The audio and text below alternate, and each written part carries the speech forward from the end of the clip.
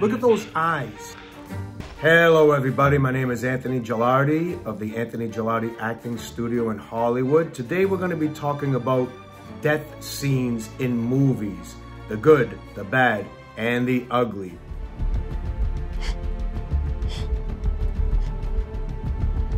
Marion is actually a very, very good actor. She has done a lot of great things in the past. I think it's the indecisiveness that really ruined this final take. She put too much emphasis on what she's going to say before she dies. My father's work is done.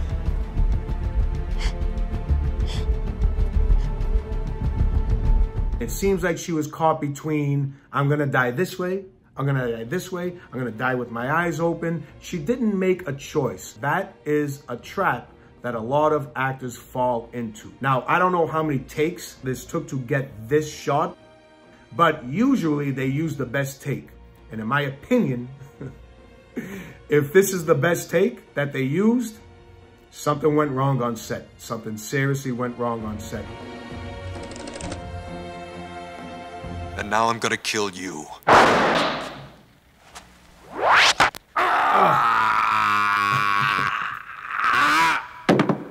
So, okay, here we go. This piece is done in a certain era. And to me, judging by the leisure suits and all that, I'm looking at maybe the 70s, early 80s. We're talking about a ninja movie. It's meant to be a little bit campy. What's this jazz? I don't know, brother. I want you guys to think of what it must have looked like on the set when the actor's actually doing it without slow motion. And yeah, the way that his eyes were just like, I'm sorry that I'm dying. What are you gonna do? I'm surprised. You know, you have a gun and you're in a ninja movie. Don't be surprised if you get hit with a shuriken.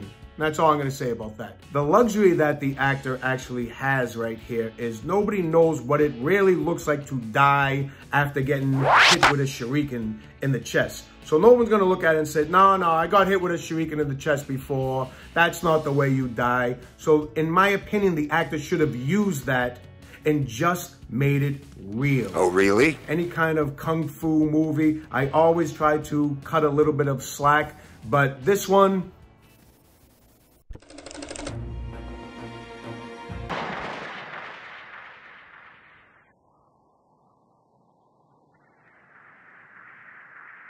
I mean, Denzel's Denzel, man. I mean, you gotta love Denzel. Don't underestimate how powerful of a moment those eyes are. How powerful those eyes are in telling the story.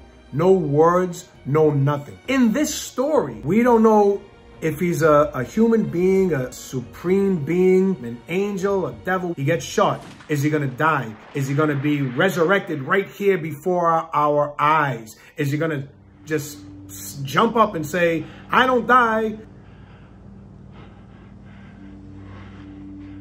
And the thing I love about what Denzel is doing right here is he is painting the picture that he's not even sure. Look at those eyes. He's saying to himself, using his inner monologue, which is an amazing technique that the best actors in the world have perfected, including Denzel. Am I dying? Am I gonna live? Can I die?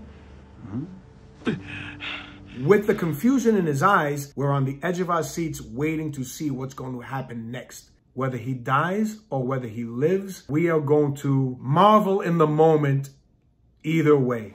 God is good, is he not?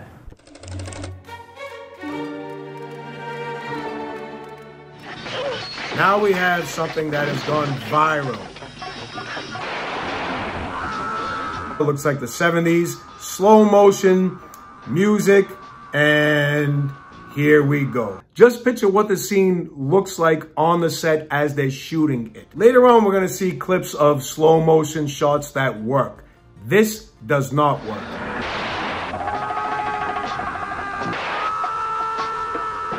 Now, what the actors did wrong, in my strong opinion here, is they simply didn't just die. Campy, yes, maybe funny even, but I guarantee when they made this movie, they didn't say, let's shoot a funny dying scene.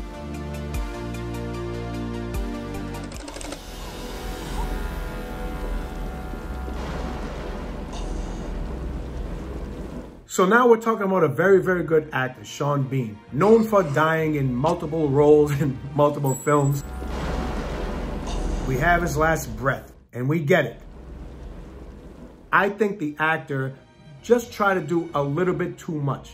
Bulging your eyes, spitting up blood, trying to hang on, the head tilt, just a little bit too much acting for the moment that we are telling. My hat goes off to the actor that his craft kept on getting better. I believe this is very early on in his career. I have seen him later on in his career using the less is more theory to perfection.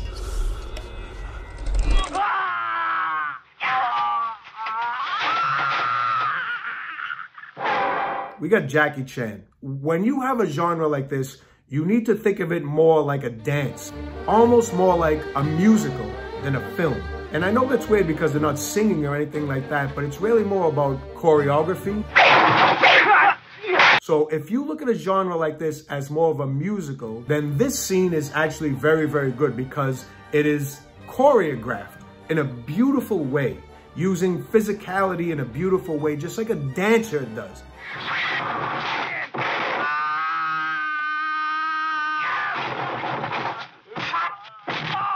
The guy dying, on the other hand, the way we have the slow motion and he's grabbing his crotch and he's yelling and his eyes are bulging out of his head. The choreography hides the sins a little bit of the campiness.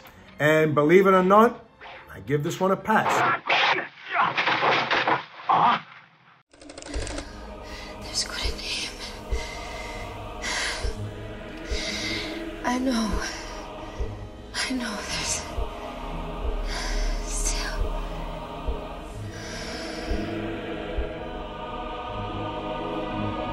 Natalie Portman is a victim of the style. They're trying to fit too many things in to one scene. Luke.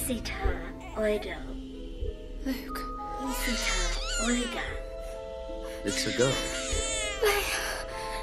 I'm not a big fan of forcing in dialogue. That definitely is not Natalie Portman's fault. However, I think she could have just delivered it in a way that she was struggling and dying instead of making it clear. It's almost like this baby's name is Luke. Did everybody hear that? This baby's name is Leia. Everybody got that? We ready? Okay, now it's time for the head tilt and I'm dead. Not a big fan of the classic closing of the eyes, head tilt. Now I'm clearly dying. It's a lack of trust in the audience to say that if your head doesn't tilt here, then we're not gonna realize that this character is dead.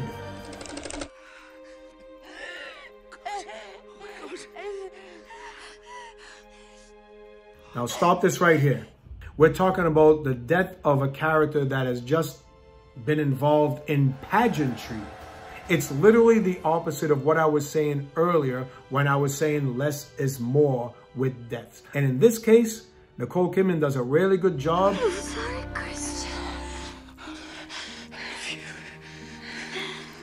I would usually very, very much dislike a moment like this. The smile and the makeup, the perfection of somebody dying, which most of the time does not work. But I take things story by story. And I think that if she went even bigger, I still think it would have worked. I'll always be with you.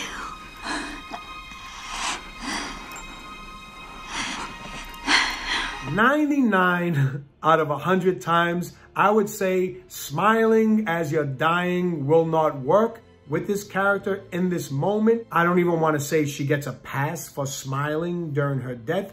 I think that it was a good choice. I think it was a strong acting choice and she committed to it. And it's a testament to the storytellers understanding the story that they're telling.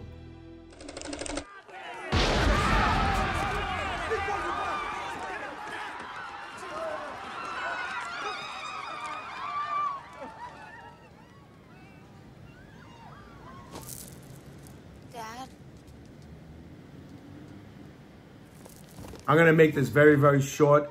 Being Italian American, to a lot of us, including me, Godfather 3 should not have happened. I feel that Godfather 1 and Godfather 2 should have just been left alone.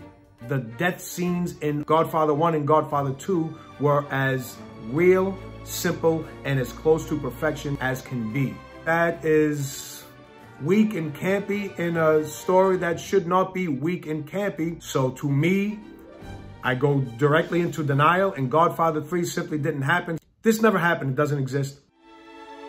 Doesn't exist.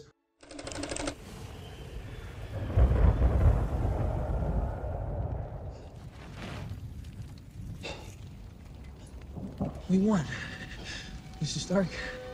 We get a nice, beautiful close-up of Robert Downey Jr. He makes his peace with his love interest. He makes his peace with his protege. And now he's supposed to have that moment of inner monologue. Do I want to die? Do I want to live? Now, I feel that Iron Man in this moment accepts the fact that he's going to die, which I love that choice. I think that it should have been internalized more than externalized. We go back to Denzel dying in Book of Eli. The character has inner monologue. We stop right there on Denzel's eyes. We know what he's thinking. We know he's confused, so we get sucked in. Denzel internalized the moment, and it showed up externally. And I think that if Robert Downey Jr., because he's such a great actor, internalized the moment, it would have showed up externally as well, and it would have been a much more powerful moment. You see the reactions of the other characters. We pan back to him, and he's dead. See this shot right here?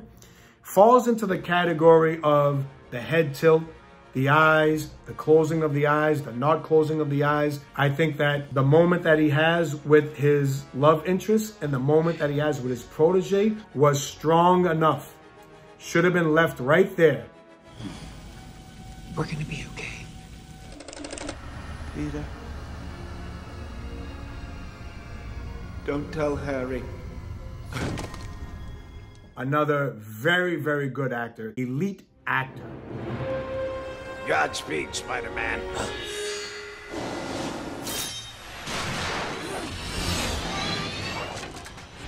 Oh. They clearly wanted this scene to go this way. The actor just goes limp, but of course has something to say. Peter. Don't tell Harry. Willem Dafoe, it's really difficult for me to cut him slack because I know that he's a better actor than this. I think in this scene, what happened was the storytellers have a tough time between deciding are we gonna make a movie out of this? Is it gonna be dark? Or are we gonna use the comic book version of these moments? Then let's make it look like a comic book coming to life. Either way will work. It just needs to be consistent. A lot of times actors get caught up in between. I think in this case, it's dark, it's death, it's drama, and then they try to add like almost like a cartoon element to it at the same time. Oh. Now we go back to the Jackie Chan film where they were consistent. We are not gonna pretend it's anything except what it is. So now all of a sudden, when we see this, and Jackie Chan and the guy dying with the bug eyes and stuff like that, we expect it. With Spider-Man, Green Goblin, the problem was they didn't decide which way we're going to go with it. And because of that, they fell short. I had nothing to do with it. You think I'm coming with better? Good, you better. Good! So the cool thing about this is, he established his character so well. What do you think I am, huh? You wanna play games? Okay. I'll play with you. Come on. We know you can't get shot with 50 bullets and live. Don't underestimate how well of an actor Pacino is to establish that we're still thinking to ourselves, it's Tony Montana. He's not your average man. He's not gonna die.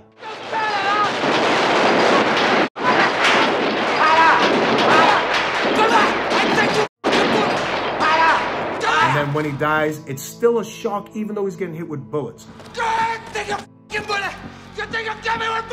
gonna live, he's gonna live, he's gonna live, he's not gonna die. Oh no.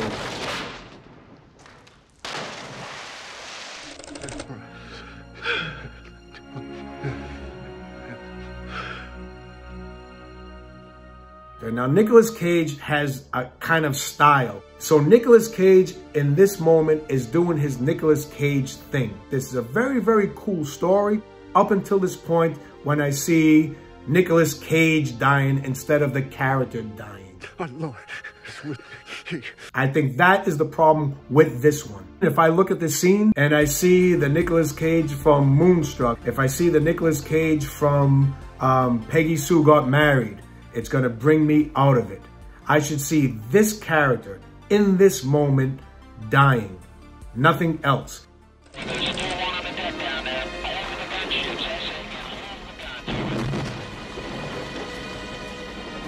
So to our hero, Elias is like the good angel on his shoulder, but now we're seeing the good angel die.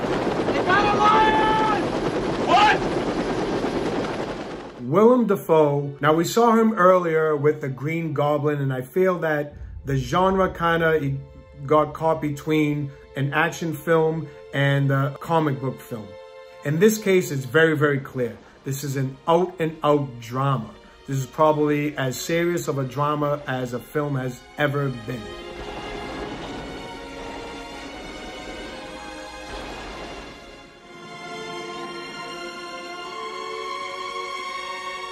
When he raises his arms, now we see an angel ascending back into heaven.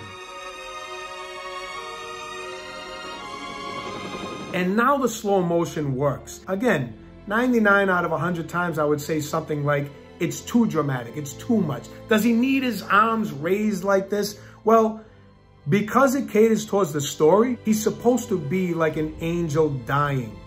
And so it works in this case. There's amazing interviews with Dafoe talking about the challenges that he had on the set. So if you look closely to it, in his left hand, he actually has a squib detonator. And he is pressing the button to make the squibs like little explosions that look like bullets hitting him. He's actually controlling that himself. You can see the wire coming out of his hand, going into his vest that has all the squibs. That this actor had all these challenges in this moment right here and still executing was a testament to his passion as a storyteller. I admire this moment so much.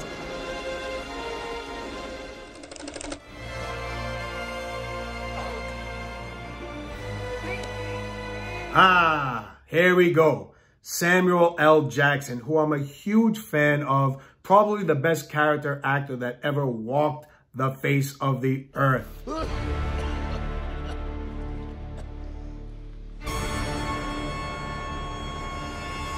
And part of the problem with him knowing that he's a great character actor is sometimes we see the same thing that I'm talking about with Nicolas Cage, where it is, all right, I'm gonna do my Samuel L. Jackson thing. A lot of people go to a Samuel L. Jackson film to see him do his thing. And that's cool, I can totally see that. But anytime I'm watching an actor, it takes me out of the story. This death was way too dragged out, way too dramatic for this particular film. Samuel Jackson's character falls off the balcony onto the floor. He falls to his death, but he doesn't just fall to his death, he still has something to say. What's up, man? It's the part where you say some really bad pun. This ain't that kind of movie, bruv. Perfect. Just picture Tony Montana falling off the balcony into the fountain. Somebody comes up to him and he still has more to say. What's up, man? I'm not gonna blame it 100% on Samuel Jackson. I'm sure that the powers that be wanted him to do that. And I totally see why they cast him for that. I simply think that this death scene does not work. See if I can't watch this. Luke, help me take this mask off. But you'll die. Nothing can stop that now. Now Luke slowly takes off the helmet and we are left with Humpty Dumpty. You were right about me. Tell your sister arrive.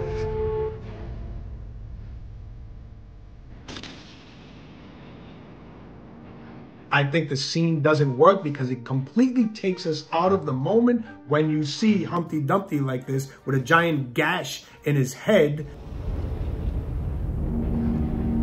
Father.